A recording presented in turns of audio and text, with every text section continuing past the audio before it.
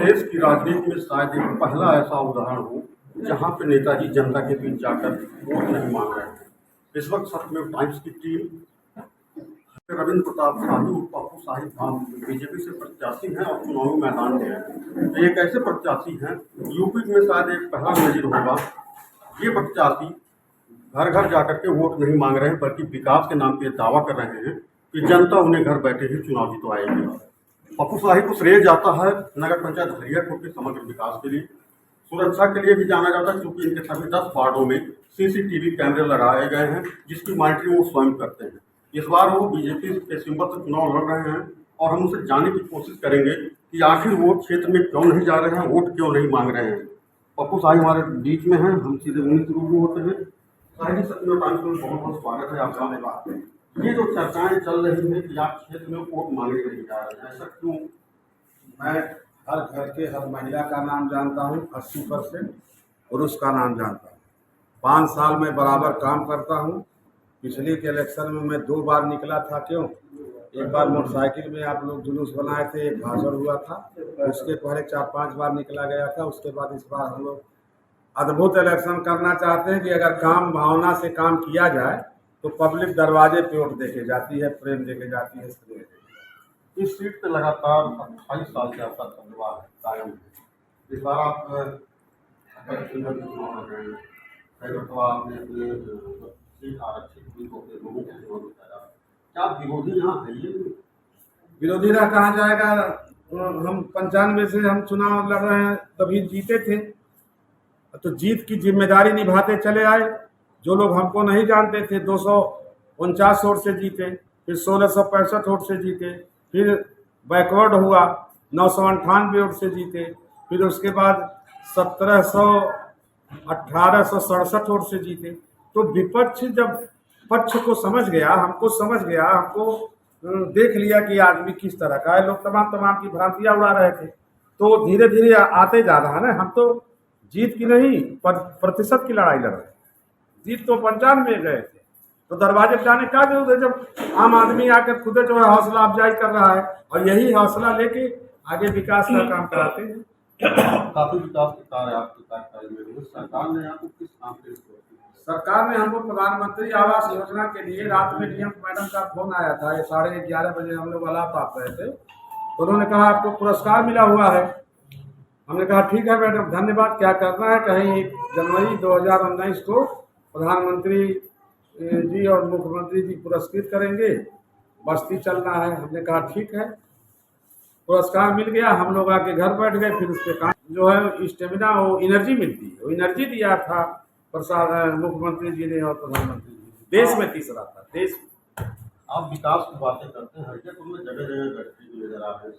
किस तरह का विकास एक सतत प्रक्रिया है। कुछ गड्ढे हैं, कुछ रोड बना, तो कुछ स्टे है, कुछ है, लेकिन उसका एक रोड पे स्टे है, लेकिन उसका काट भी है हमारे पास। उसके लिए इतना बढ़िया बाईपास बनवाया हूँ कि जो है आप जाइएगा, कंपन नहीं होगी गाड़ी में। खाली स्टोलियाँ और खजूर का पेड़ लगवाया हूँ। आप देखें, डिवाइडर बनवाया हूँ, उससे बेहतरीन रोड बनवाया। निर्णय हो जाएगा तो एक रोड और बन जाएगा, 10 आदमी और चलेंगे।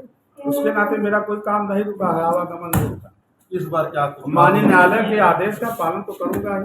इस बार क्या कुछ खास मुद्दे हैं? इस बार खास मुद्दे हमारे इंफ्रास्ट्रक्चर में देखिए 4000 आवास बना, तो मलिन बस्ती है और कंजस्टेड बस्तियां हैं। अब आम आदमी 1-2 घर तो है नहीं, बालू गिरा दिया, फिर वहाँ पे जो है मोरंग गिरा दिया, तो पानी का आवागमन रुका, नाली बंद हो गई, गड्ढा हो गया, कंजस्टेड बस्ती है। उसी सबों को शुद्ध कराना है। इस बार हम एक पैकेट को पकड़ेंगे, एक मोहल्ले को पकड़ेंगे और उस मोहल्ले को पूरा संतृप्त कर देंगे। इंटरला की टाइट, उनका पड़ोहा नापदान ले आकर मेन नाली में जोड़ना, पेयजल की व्यवस्था करना। तो हम एक मोहल्ला पकड़ते हुए फाइनल करते जाएंगे, क्योंकि घर बन गया है। तो उसके बाद समाजवादी पार्टी के प्रत्याशी ब्रिजेश पाल जनता की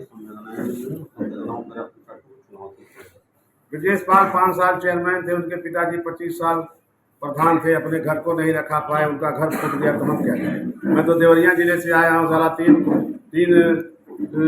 3 जिले पार से आया हूँ। अब ये लोग हमको अपने घर में बैठा लिए हैं, प्यार स्नेह दे रहे हैं, तो अब ब्रिजेश पाल की क्यों जो है वो में जा रही है। वो तो भाजपा को ले आए थे 1867 वोट से हार कर भेज दिए, वही हारे थे, भाजपा थोड़े हारे थे। जमानत नहीं बची थी, 4-10 वार्डों में चले गए।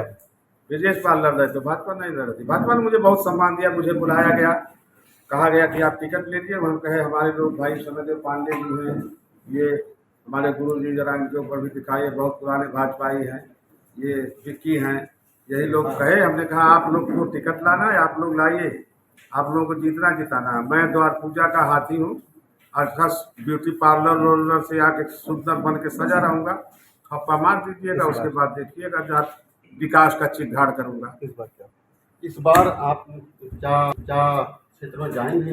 नहीं, अब नहीं जाऊँगा। अरे भी जैसे देश में तीसरा पुरस्कार मिला तो इसमें भी पुरस्कार मिलना चाहिए। दरवाजे से बाहर नहीं निकलूंगा। कल एक संगठन का प्रोग्राम है, अभी तो भाजपा में हमारा दूध का दांत भी नहीं जमा है, तो ये लोग जब संगठन के हैं तो कुछ प्रोग्राम रखे तो मंच तक तो जाना पड़ेगा। और घर से बाहर जब मुझसे बड़ा बेशर्म कौन होगा। मैं 28 साल से यहाँ जनता बनाई है, फिर उनके दरवाजे पे जाके वोट मांगू। अभी सुनील बाबू के दरवाजे पे जाकर कहूँगा, कहेंगे कोई चुगली कर दिया का भैया कौन चुगली कही देना का, तो मुझे झेलना पड़ेगा, नहीं जाऊँगा। वो सुनील बाबू खुद आए हैं, वो समाज सेवी आदमी है, खाना बनाते हैं, वो धंधा करते हैं। 40,000 कोई दे दिया वो भी रख लेते हैं, 15,000 कोई दे दिया वो भी रख लेते हैं, फ्री में भी कर देते हैं। ऐसे ऐसे लोग हमारे साथ जुड़े हैं। देखिए फोकसवा कर दीजिए, वो बैठे हैं। परसलिया भाजपा थे, बड़े बड़े भाजपाई, और भाजपा थोड़ा थे, वो ब्रिजेश पाल के इधर उधर बना के ले गए थे। अब पार्टी के हैं तो भाई ऐसे ऐसे लोग हैं कि वो कुत्ते को दे देंगे टिकट तो हम ही मोहर मार देंगे। समझदेव बाबा 40 साल से हैं, उनके साथ के लोग केंद्र में हैं, ये लोग भाजपा ही नहीं है। हाँ, लेकिन गांव का इलेक्शन है तो अब गांव का ब्रिजेश पाल से कहते कि आप हमको टिकट दें तो हम वोट दे देंगे भाजपा से।